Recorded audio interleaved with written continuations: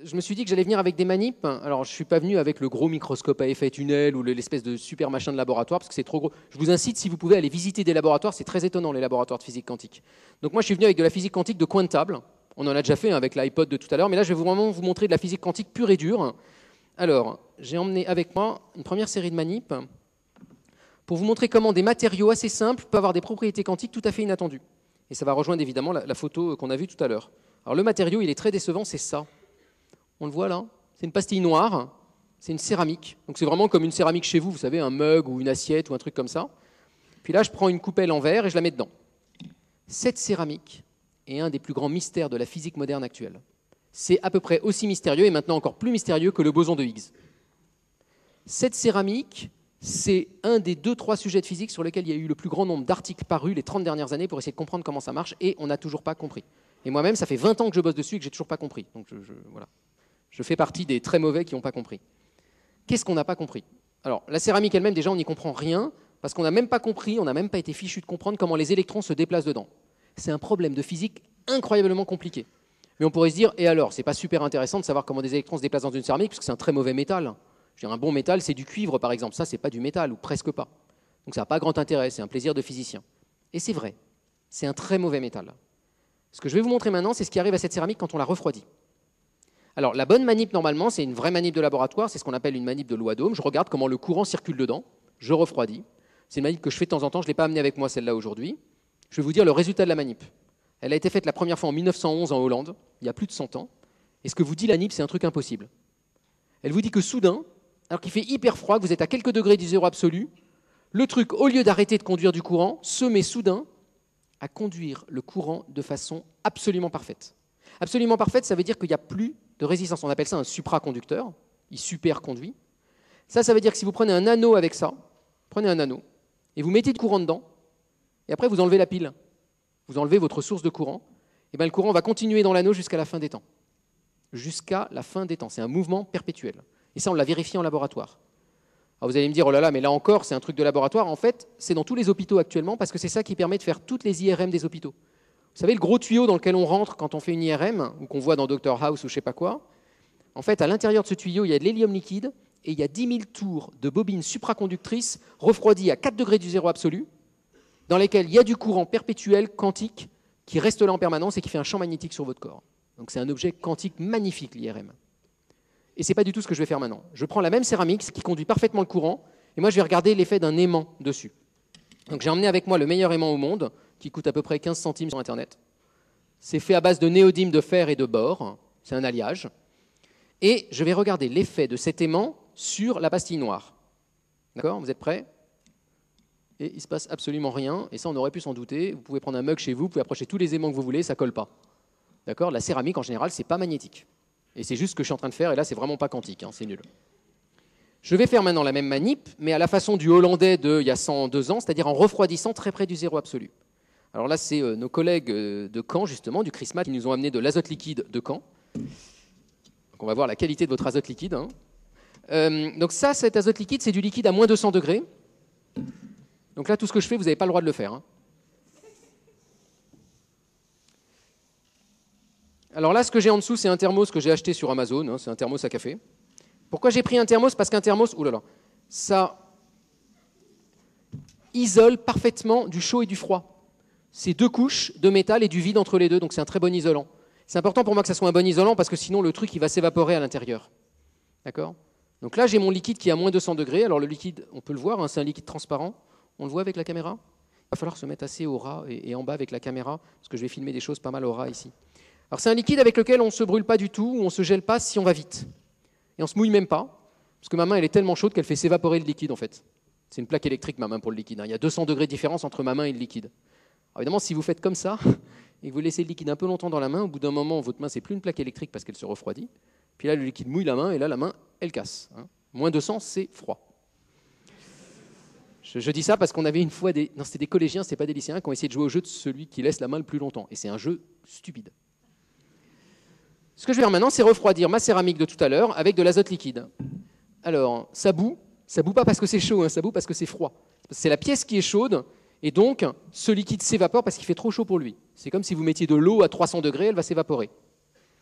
Alors, est-ce qu'on peut s'approcher un petit peu pour voir vue de haut la pastille?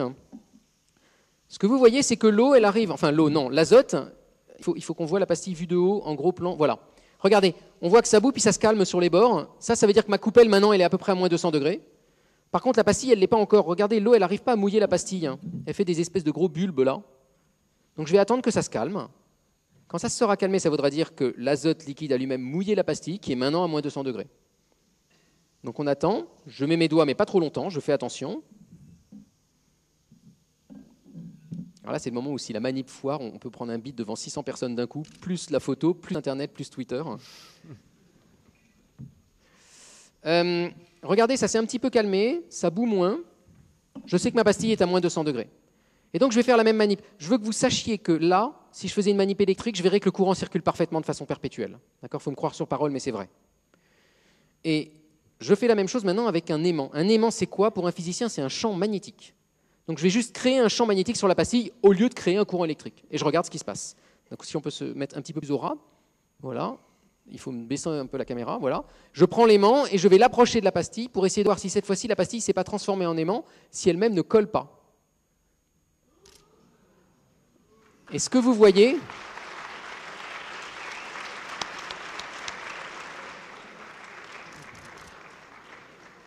on ne triche pas, hein, c'est pas de la magie, c'est du direct. Alors, il y a souvent des magiciens qui m'appellent en disant « Oh, je veux ça pour la magie », mais non, c'est pas de la magie, c'est de la physique. Hein. Ce que vous voyez, c'est pas du tout un aimant qui repousse un autre aimant. J'insiste là-dessus parce que c'est souvent ce que les gens pensent. Les gens disent « Waouh, c'est super », puis après ils disent « Non mais attends, un pôle Nord qui repousse un pôle Nord, on connaît. On prend deux aimants et ils se repoussent, c'est pas si génial son truc. » Mais réfléchissez un petit peu, tous ceux qui ont joué avec des aimants, c'est une vraie galère parce que ça se colle dans l'autre sens. Ça n'est pas stable. Et là, c'est stable, hein, ça tombe pas. Mais maintenant, c'est maintenant que la manip incroyable va arriver. Alors essayez de ne pas m'applaudir à chaque manip, ça va être lourd après. Hein. Je vous dirai quand m'applaudir, les moments vraiment clés. Ça, j'appelle ça de la lévitation quantique, je vous dirai après pourquoi. Mais pour l'instant, je vais vous montrer un truc vraiment exceptionnel. Je vais prendre cette pince et je vais bouger la pastille noire sans toucher à l'aimant. Je bouge la pastille noire, je ne touche pas à l'aimant. Alors là, c'est même plus de la lévitation stable, c'est de la lévitation accrochée. C'est pas le bon mot, lévitation. On devrait dire plutôt, je sais pas, accroche à distance, vous voyez. La pastille noire, elle emmène l'aimant avec elle. Alors je fais l'inverse maintenant. Je prends mes doigts et je touche l'aimant et j'essaye de bouger l'aimant. Je tiens à distance. Alors si j'essaie de pousser comme une brute, j'arrive pas à toucher, si un peu. Par contre, regardez, ça flotte mais moins haut. Vous le voyez encore flotter ? Non, vous êtes encore réveillé là ? Je reveux un gros plan sur la caméra là. Ouais. On le voit flotter, hein. Je regardais, je remets ma feuille de papier dessous. Ça continue à léviter. Et maintenant, je vais retirer l'aimant. D'accord ? Je l'ai approché, il lévite assez proche. Maintenant, je retire l'aimant avec la pince. Si. Non seulement le supra repousse l'aimant tout en l'accrochant, mais c'est encore mieux. Maintenant que c'est accroché, ça ne se sépare plus. La seule manière que j'ai de le séparer, il y en a une, c'est d'être Brutus, c'est-à-dire tenir l'un, tirer l'autre comme une brute. J'ai une autre manière bien plus élégante de physicien de les séparer. Regardez bien ce que je vais faire maintenant.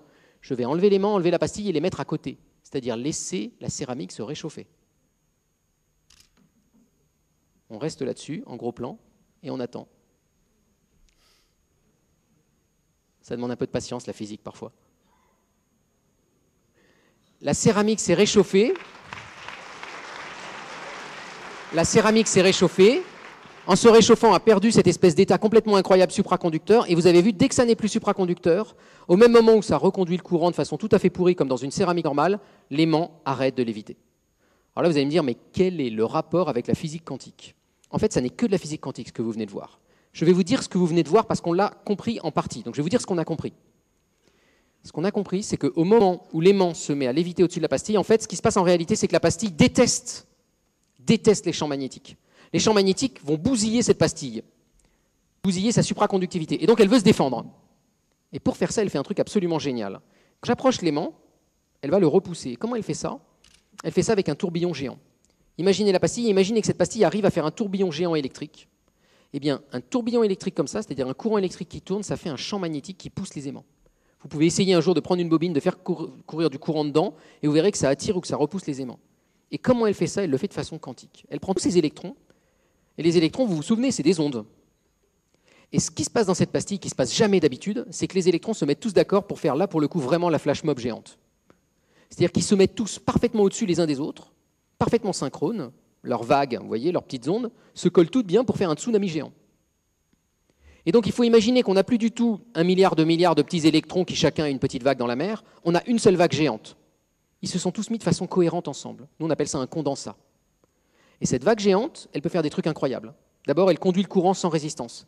Parce que maintenant qu'elle est formée tous ces électrons, elle a une force incroyable et elle ne rebondit plus sur rien.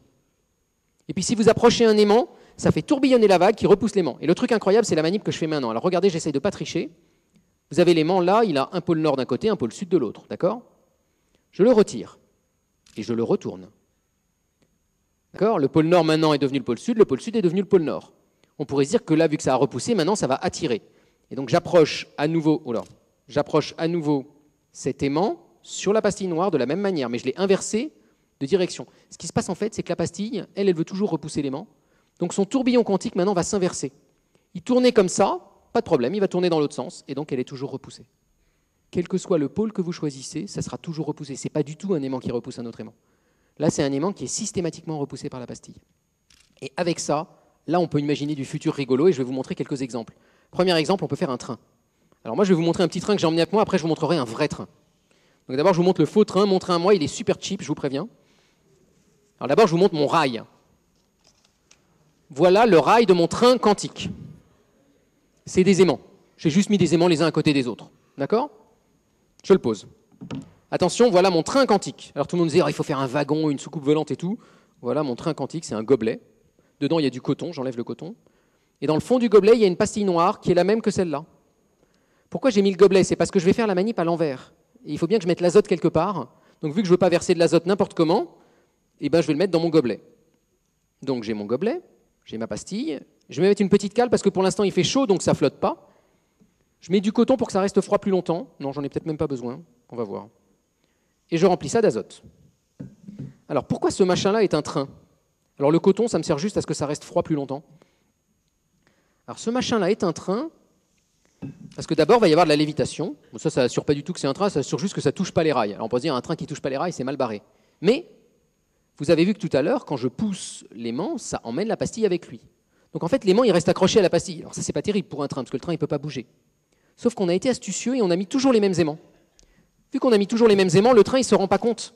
Lui, il voit toujours le même champ magnétique en dessous, il peut se déplacer. Par contre, il ne va jamais dérailler, parce que s'il venait ici, il n'y aurait plus d'aimants, et ça, il n'est pas content, il veut rester accroché à ses aimants.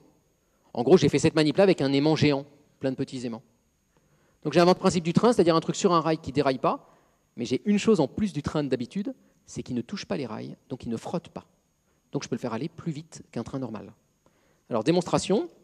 Donc, si on me filme bien là, sur le profil. Est-ce que vous le voyez léviter? Il fuit à mort, mais je remets mon bout de papier en dessous. Ça lévite bien, hein, d'accord? C'est la manip de tout à l'heure à l'envers. Il se déplace bien sur le rail. Et qu'est-ce qui va arriver au bout, à la gare? Alors là, il se passe un truc génial, c'est vu que ça veut rester accroché au train, et ben ça rebondit. Donc j'ai aussi la gare. Et c'est bien accroché, hein, c'est tellement bien accroché que regardez ce que je vais faire maintenant. Je vais faire un train façon fête foraine. Exactement comme tout à l'heure, on a vu que l'aimant emmenait le supra. Là, l'aimant retient le supra.